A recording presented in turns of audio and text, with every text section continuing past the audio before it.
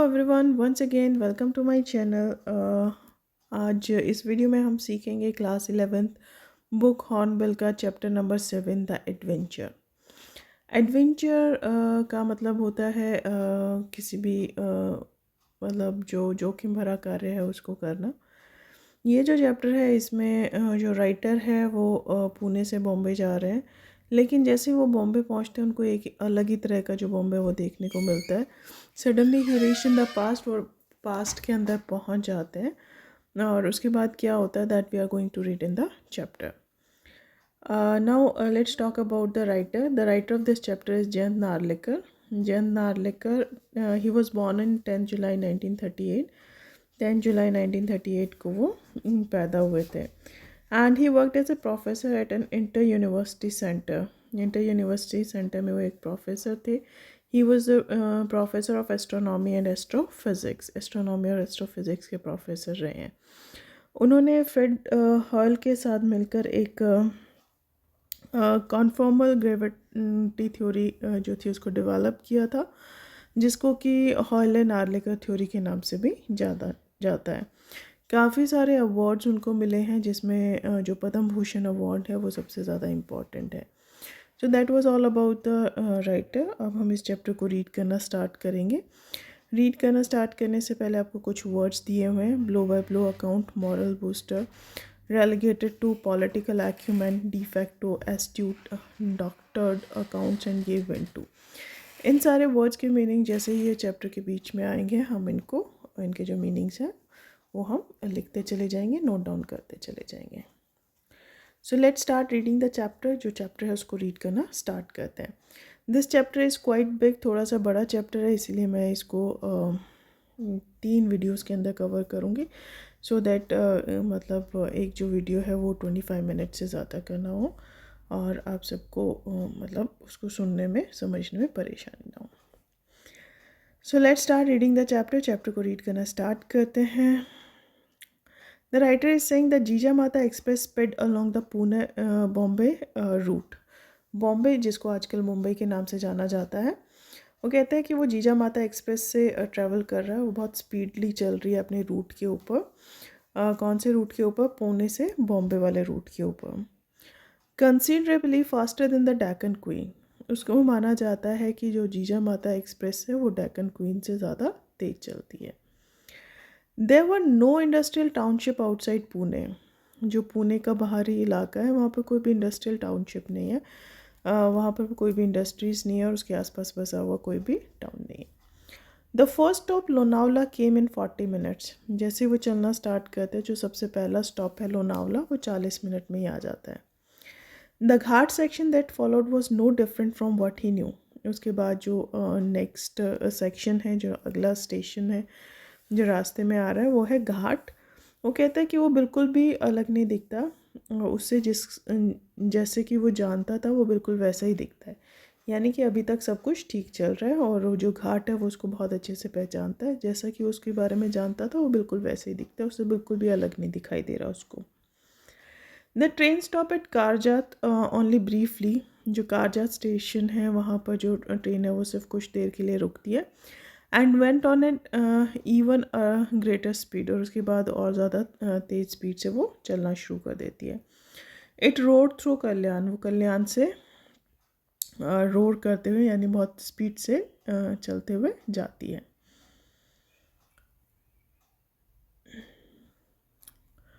Meanwhile, the racing mind of Professor Gayatonde had arrived at a plan of action in Bombay.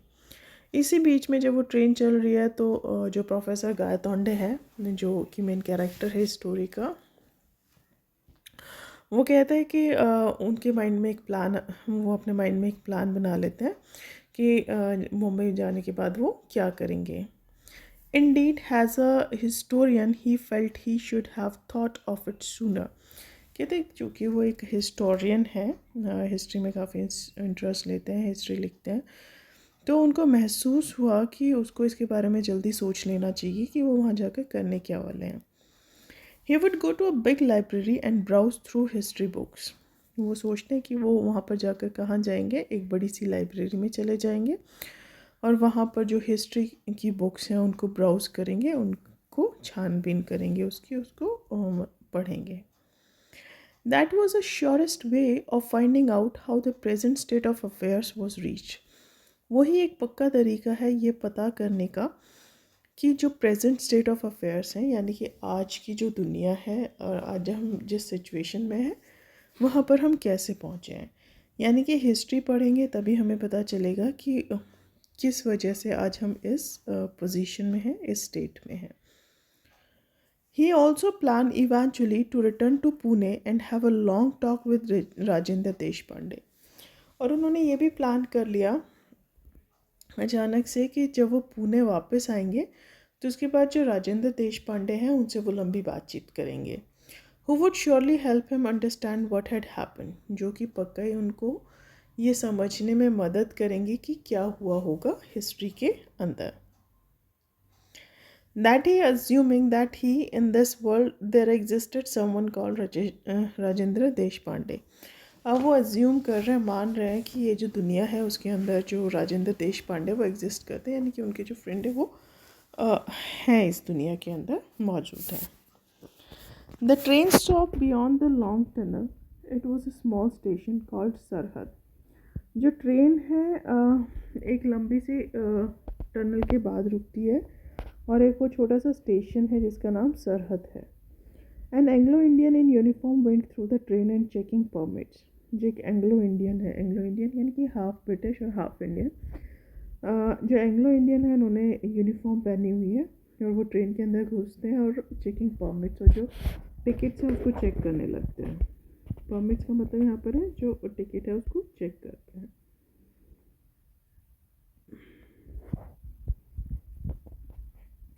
This is where the British Raj begins.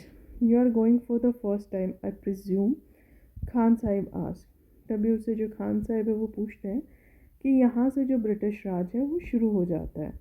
और वो कहता है कि मैं presume यानी कि ऐसा मानता हूँ, अंदाज़ा लगाता हूँ कि शायद तुम पहली बार जो है वो यहाँ पर ट्रैवल कर रहे हो. You are going for the first time, कि तुम पहली बार जो मुंबई है वहाँ पर जा रहे हो. Yes. The reply was factually correct. Gangadhar Pant had not been to this Bombay before. वो जो गंगाधर पंत है वो हाँ में जवाब देता है, जो कि फैक्चुअली लॉजिकली बिल्कुल सही है, क्योंकि जो गंगाधर पंत है वो इस बॉम्बे में पहले कभी भी नहीं आए हैं. He ventured a question and Khan Sahib, how will you go to Peshawar? वो एक जो क्वेश्चन है वेंचर का मतलब होता है कि कुछ सोच समझ कर कहना, मतलब इस तरीके से कहना कि बाद में उसके लिए माफ़ी मांगी जा सके. ही वेंचर्ड अ क्वेश्चन, तो वो उससे क्वेश्चन पूछते हैं, Khan Sahib how will you go to Peshawar, कि आप पेशावर कैसे जाएंगे. This train goes to the Victoria Terminus. I will take the Frontier Mail tonight out of Central. जो खान साहब है उसको बताते हैं कि ये जो ट्रेन है वो विक्टोरिया टर्मिनल तक जाएगी और वहाँ से वो फ्रंटियर मेल जो दूसरी ट्रेन है उसको पकड़ेंगे आज ही रात को सेंट्रल से, आउट ऑफ सेंट्रल से. And how far does it go, by what route. वो उसे पूछते हैं कि मतलब और वो कहाँ तक जाएगी, जो फ्रंटियर मेल है वो कहाँ तक जाएगी और कौन से रूट से जाएगी, कौन से रास्ते से जाएगी पेशावर तक. Bombay to Delhi, then to Lahore, then Peshawar. तो उसको बताते हैं वो बॉम्बे से दिल्ली जाएगी, उसके बाद लाहौर जाएगी, उसके बाद फिर वो पेशावर जाएगी. A long journey. वो उसको कहते हैं कि ये बहुत लंबी यात्रा है. I will reach Peshawar the day after tomorrow. मैं पेशावर मतलब परसों पहुँचूँगा, डे आफ्टर टुमारो यानी कि कल को छोड़कर परसों मैं वहाँ पर पहुँच जाऊँगा. Thereafter, Khan Sahib spoke a lot about his business and Gangadhar Pant was a willing listener. उसके बाद जो खान साहब थे उन्होंने काफ़ी बातें की अपने बिजनेस को लेकर, और जो गंगाधर पंत थे वो बहुत विलिंग लिसनर थे, वो बहुत ध्यान से उनकी जो बातें थी उनको सुन रहे थे. For in that way he was able to get some flavor of life in this India that was so different. क्योंकि उसकी बातें सुनकर वो एक अलग ही जो फ्लेवर था लाइफ का, जो अलग ही मज़ा था लाइफ का, उसको ले पा रहे थे. क्योंकि ये जो इंडिया वो देख रहे थे वो बहुत ज़्यादा डिफरेंट था. यानी कि जो जिस दुनिया में वो रहते थे उससे बहुत अलग डिफरेंट जो वो इंडिया था वो उनको दिखाई दे रहा था, क्योंकि आजकल एंग्लो इंडियन हमें देखने को नहीं मिलते हैं। एंग्लो इंडियन कब होते थे? ब्रिटिशर्स के राज में, और जो ब्रिटिशर्स का राज है वो आज से अराउंड 75 ईयर्स पहले ख़त्म हो चुका है। The train now pass through the suburban rail tariff way. Suburban area होता है रेजिडेंशियल एरिया, यानी कि जहाँ पर लोग रहते हैं और जो पूरी तरीके से डेवलप नहीं होता, हाफ डेवलप्ड होता है। तो कहते हैं कि अब जो ट्रेन है एक सब अर्बन रेल ट्रैफिक से गुजरती है। The blue carriages carried the letter GBMR on the side, और जो नीले रंग के डब्बे हैं रेलगाड़ियों के, उसके ऊपर बड़े बड़े लेटर्स में लिखा है GBMR एक साइड के ऊपर। ग्रेटर बॉम्बे मेट्रोपॉलिटन रेलवे, जिसकी फुल फॉर्म क्या है? Greater Bombay Metropolitan Railway. Explain Khan Sahab उसको एक्सप्लेन करते हैं। See the tiny Union Jack painted on each carriage. वो कहते हैं कि देखो ये छोटे छोटे जो यूनियन जैक है GBMR, वो एक हर एक कैरेज पे, हर एक डिब्बे के ऊपर पेंट किए गए हैं। A gentle reminder that we are in British territory, और वो हमें बार बार ये याद दिला रहे कि हम किसकी टेरिटरी में हैं, हम किसके एरिया में हैं? ब्रिटिशर्स के एरिया में हैं। The train began to slow down beyond Dadar and stopped only at its destination, Victoria Terminus. जो ट्रेन थी अब धीरे धीरे स्लो हो जाती है दादर पर आते आते, लेकिन वो रुकती है अपने डेस्टिनेशन पे ही है, अपना जो उसका मतलब जहाँ पर उसके अपने गंतव्य पर ही रुकती है। गंतव्य का मतलब तो डेस्टिनेशन जहाँ पर उसको पहुँचना है। विक्टोरिया टर्मिनस पे जो ट्रेन है वो रुक जाती है। The station looked remarkably neat and clean, और जो स्टेशन था वो बिल्कुल साफ़ सुथरा था। रिमार्केबली यानी कि तारीफ़ करने लायक था कि वो बिल्कुल साफ़ सुथरा था।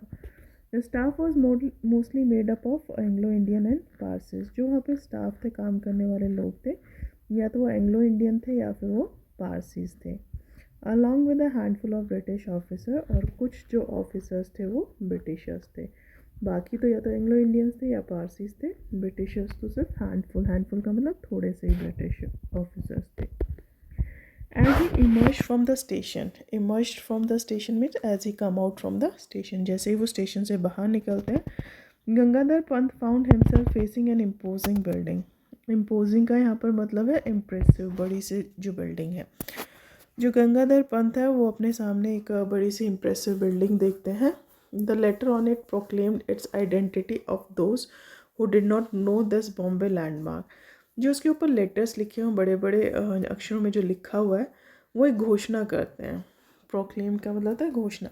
वो एक घोषणा कर रहे हैं उसकी पहचान की, उन लोगों के लिए जिनको बॉम्बे का ये जो लैंडमार्क है, ये जो जगह है, इसके बारे में नहीं जानते हैं। East India House headquarters of the East India Company, उस बिल्डिंग के ऊपर लिखा था कि ये किसका हेडक्वार्टर है? ईस्ट इंडिया हाउस हेडक्वार्टर है ईस्ट इंडिया कंपनी का। Prepare as he was for many shock, professor Gaitonde had not expected this. अब उन्होंने अपने आप को बहुत सारे जो शॉक्स थे उनके लिए रेडी तो कर लिया था, लेकिन उनको ये एक्सपेक्ट नहीं था, उनको ये उम्मीद नहीं थी कि वो ईस्ट इंडिया कंपनी का ऑफिस भी देख पाएंगे। The East India company had been wound up shortly after the events of 1857, क्योंकि जो ईस्ट इंडिया कंपनी थी वो बंद हो गई थी 1857 के बाद, जब वो मतलब इवेंट्स हुए थे, जो लड़ाई हुई थी 1857 में, उसके बाद ईस्ट इंडिया कंपनी जो थी वो बंद हो गई थी। At least that is what history book said. कहते हैं क्योंकि जो हिस्ट्री की किताबें हैं वो यही बताती हैं कि जो ईस्ट इंडिया कंपनी थी वो 1857 में बंद हो गई थी, it was wound up. Yet here it was not only alive but flourishing, लेकिन यहाँ पर वो ईस्ट इंडिया कंपनी का हेडक्वार्टर है, उसको सामने दिखाई दे रही है। नॉट ओनली अलाइव, वो सिर्फ जिंदा नहीं है, बट फ्लॉरिशिंग यानी कि सक्सेसफुली ग्रो कर रही है। फ्लॉरिशिंग का मतलब क्या है? सक्सेसफुली ग्रो करना, अच्छी खासी मतलब ग्रो करती हुई उसको नज़र आ रही है अपने सामने वो building. So history had taken a different turn, इसका मतलब यह है कि जो हिस्ट्री है उसने अलग ही टर्न ले लिया, कोई दूसरा ही रास्ता अपना लिया है। परहैप्स बिफोर 1857, शायद 1857 से पहले। How and when had it happen, कि कब और ये कैसे हुआ। He had to find out, अब उसको पता लगाना था कि ये कब हुआ, क्योंकि 1857 के इवेंट के बाद तो वो बंद हो गई थी हिस्ट्री के अकॉर्डिंग। लेकिन यहाँ पर उसके सामने उसका जीता जागता सबूत है। इसका मतलब जो हिस्ट्री है उसने कुछ और ही टर्न लिया, कुछ और ही रास्ता अपनाया है। As he walked along Hornby Road as it was called, जब वो उस रोड के ऊपर चल रहा था जिसको कि हॉर्नबी रोड बोला जाता है, he found a different set of shops and office buildings. उनको वहाँ पर क्या दिखाई देता है, डिफरेंट डिफरेंट सेट्स के शॉप्स दिखाई देते हैं और ऑफिस के बिल्डिंग दिखाई देते हैं। There was no handloom house building, वहाँ पर कोई भी हैंडलूम नहीं है, हथकरघा नहीं है, और कोई भी बिल्डिंग नहीं है, कोई भी मतलब बड़ी सी बिल्डिंग नहीं है वहाँ पे। Instead there was Boots and Woolworth departmental store, building की जगह वहाँ पर क्या है, बूट्स के जूते और जो वूलवर्थ के डिपार्टमेंटल स्टोर्स हैं वहाँ पर। वूलवर्थ यानी कि वुलन के डिपार्टमेंटल स्टोर्स हैं। Imposing offices of Lloyds, Barclays and other British banks, और वहाँ पर बड़े बड़े ऑफिसेज हैं किसके, लॉयड्स के, बार्कलेज के और जो दूसरे ब्रिटिश बैंक्स हैं उनके। As in a typical high street of a town in England, जैसे कि एक जो इंग्लैंड है उसके कस्बों में हमें इनके ऑफिसेज देखने को मिलते हैं, तो वैसे जो ऑफिसेज थे, वैसे जो डिपार्टमेंटल स्टोर्स थे, वो उसको वहाँ पर हॉर्नबी रोड के ऊपर देखने को मिल रहे थे दुकानों की जगह पर। ही turn right along home street and enter Forbes building, वो वहाँ से राइट हैंड की तरफ मुड़ जाता है होम स्ट्रीट के साथ, और जो फॉब्स की बिल्डिंग है, फॉब्स जो एक कंपनी है उसकी जो बिल्डिंग है उसके अंदर एंटर करता है, वहाँ पे घुसता है। I wish to meet Mister Vinay Gaitonde please, he said to the English receptionist, वहाँ पर जो एक इंग्लिश रिसेप्शनिस्ट बैठी है वो उससे कहता है कि वो विनय गायतोंडे से मिलना चाहता है, that he likes to meet with Vinay Gaitonde. He search through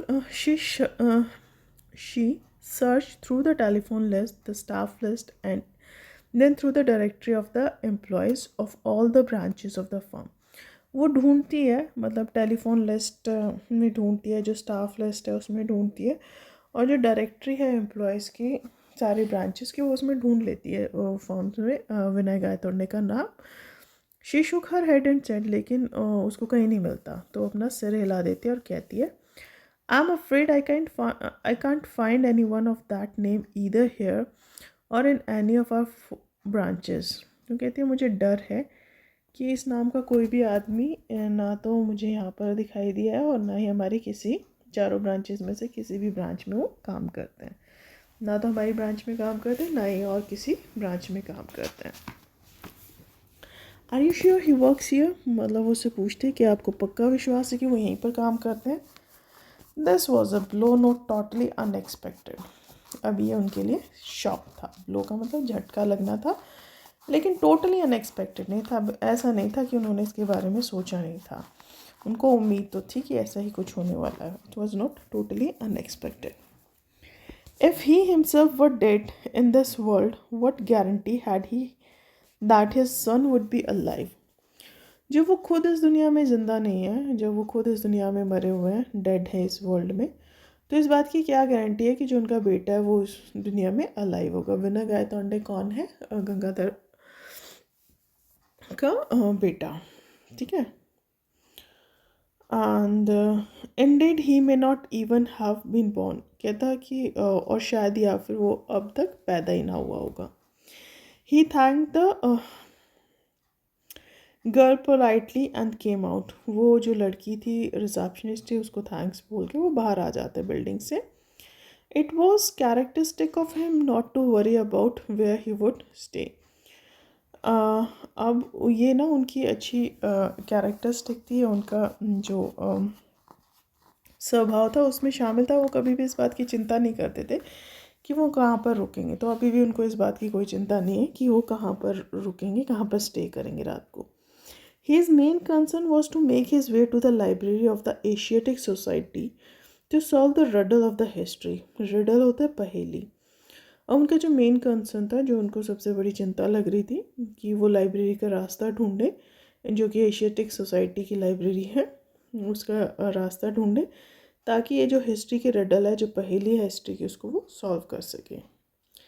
grabbing a quick lunch at a restaurant, he made his way to the town hall. जल्दी से एक रेस्टोरेंट में वो लंच करते हैं और उसके बाद वो जो टाउन हॉल है उसका रास्ता पकड़ लेते हैं। Yes, to his relief the town hall was there. अब उनको राहत की सांस मिलती है क्योंकि जो टाउन हॉल था वो वहीं पर था। And it did house the library, और उसके अंदर जो लाइब्रेरी थी वो भी थी। He entered the reading room and asked for a list of history books including his own. अब वो रीडिंग रूम, लाइब्रेरी के रीडिंग रूम में एंटर करता है और एक लिस्ट ऑफ हिस्ट्री बुक्स की डिमांड करता है, जिसमें कि उसकी खुद की जो हिस्ट्री लिखी हुई किताब थी वो भी शामिल थी। His 5 volumes duly arrived on his table. उसकी जो 5 वॉल्यूम जो उसने मांगी थी उसकी टेबल पे आ जाती हैं। He started from the beginning. वो शुरू से पढ़ना शुरू कर देते हैं। Volume 1 took the history up to the period of Ashoka. जो पहली बुक थी उसमें हिस्ट्री दी हुई थी अशोका के पीरियड तक। वॉल्यूम 2 अप टू समुद्र गुप्ता, जो दूसरी वॉल्यूम थी उसके अंदर समुद्र गुप्ता जो थे उसकी हिस्ट्री दी हुई थी। Volume 3 up to Mohammad Ghori, जो थर्ड वॉल्यूम था उसमें मोहम्मद गौरी तक की। और जो वॉल्यूम 4 थी उसमें जो औरंगजेब की डेथ होती है वहाँ तक की हिस्ट्री थी। Up to this period history was as he knew it. इस पीरियड तक कोई भी चेंज नहीं हुआ था हिस्ट्री में, वो बिल्कुल वैसी थी जैसे कि उसको जानते थे। The change evidently had occurred in the last volume. अब ये बिल्कुल साफ़ हो गया था कि जो चेंजेस थे वो कौन सी हिस्ट्री में हुए थे। जो लास्ट वॉल्यूम है, जो आखिरी किताब है, उसमें जो हिस्ट्री लिखी हुई है उसमें कुछ बदलाव हुआ है। Reading volume 5 from both ends endwards, Gangadhar Pant finally converged on the precise moment where history had taken a different turn. Precise का मतलब होता है एक्यूरेट। अब जब वो 5वां वॉल्यूम पढ़ रहे हैं, दोनों तरफ से अंदर की तरफ वो पढ़ते जा रहे हैं, तो जो गंगाधर पंत है वो फाइनली कन्वर्ज्ड का मतलब होता है reached, finally met on the precise. Precise का मतलब था एक्यूरेट। फाइनली वो उस एक्यूरेट मोमेंट पे पहुंच जाते हैं जहाँ पर कि जो हिस्ट्री थी उसने एक डिफरेंट टर्न लिया था, एक अलग ही मोड ले लिया था। The page in the book described the Battle of Panipat and it mentioned that the Marathas won it handsomely. अब ये जो पेज था उसमें डिस्क्राइब किया गया था बैटल ऑफ पानीपत को, जिसमें कि ये मेंशन किया गया था कि जो मराठास थे वो हैंडसमली बहुत अच्छे से इसको जीत गए थे। बट इन रियलिटी तो जो अब्दाली था वो इस बैटल को जीता था, लेकिन इस बुक के अंदर क्या लिखा हुआ है कि जो मराठास थे उन्होंने इसको जीत लिया था। Abdali was rooted and he was chased back. जो अब्दाली था उसको रूटेड यानी कि उसको उखाड़ फेंका था, उन्होंने हरा दिया था। And he was chased back to Kabul, और उसको काबुल भगा दिया था by the triumphant Maratha army. किसने? ट्रायम्फेंट होते विक्टोरियस। जो मराठा आर्मी जो जीत गई थी उसने मोहम्मद अब्दाली को वापस काबुल भगा दिया था। वो Maratha army that was led by Sadashiv Rao, जिसको कि कौन लीड कर रहे थे? Sadashiv Rao Bhau and his nephew the young Vishwarao, और उसके जो भतीजा था यंग विश्वराव, वो उसको लीड कर रहे थे। तो मराठास ने क्या किया था? अब्दाली को हरा दिया था, उसको वापस काबुल भगा दिया था। इन रियलिटी ऐसा नहीं हुआ था, इन रियलिटी इसका बिल्कुल अपोजिट हुआ था, right. The book did not go into a blow by blow account. Blow by blow account का मतलब होता है डिटेल्ड अकाउंट, यानी कि पूरी डिटेल में बताना। जो बुक थी उसने बिल्कुल भी डिटेल में नहीं बताया था इन सारी चीज़ों के बारे में, ऑफ बैटल इटसेल्फ, जो बैटल थी उसके बारे में भी। Rather it elaborated in detail it's consequences for the power struggle in India. मतलब हालांकि उसने बिल्कुल भी कोई डिटेल अकाउंट नहीं दिया था कि कैसे उन्होंने बैटल जीती, लेकिन उन्होंने इलाबोरेट किया था। इलाबोरेट का मतलब होता है एक्सप्लेन किया था। उन्होंने ये ज़रूर एक्सप्लेन किया था कि ये जो लड़ाई थी उसकी कॉन्सिक्वेंसेस क्या रही थी, उसके क्या नतीजे रहे थे, और for the power struggle in India, जो पावर स्ट्रगल था इंडिया में उसके लिए इसकी कॉन्सिक्वेंसेस के नतीजे क्या रहे थे। Gangadhar Pant read through the account avidly. Avidly का मतलब होता है विद ग्रेट इंटरेस्ट, बहुत ज़्यादा इंटरेस्ट के साथ। जो गंगाधर पंत थे उन्होंने ये जो पूरा अकाउंट था, ये जो पूरी हिस्ट्री थी उसको बहुत इंटरेस्ट के साथ पढ़ा। The style of writing was unmistakably his, yet he was reading the account for the first time. जो स्टाइल ऑफ राइटिंग था वो बिना किसी मिस्टेक के, बिना किसी गलती का बिल्कुल वैसा ही था जैसे कि वो खुद लिखता है, लेकिन ये अकाउंट उसका लिखा हुआ नहीं था और उसको ऐसा लग रहा था कि ये जो अकाउंट है, ये जो पूरी हिस्ट्री है, वो उसको फर्स्ट टाइम रीड कर रहा है। इस वीडियो में हम यहीं तक करेंगे। जो नेक्स्ट वीडियो है, we will continue the chapter in the next 2 more videos. तो आज के लिए बस इतना ही। Thank you and have a nice day. अगर किसी को कोई प्रॉब्लम है, प्लीज़ कमेंट सेक्शन में क्वेश्चन पूछना, I will definitely answer. Thank you and have a nice day.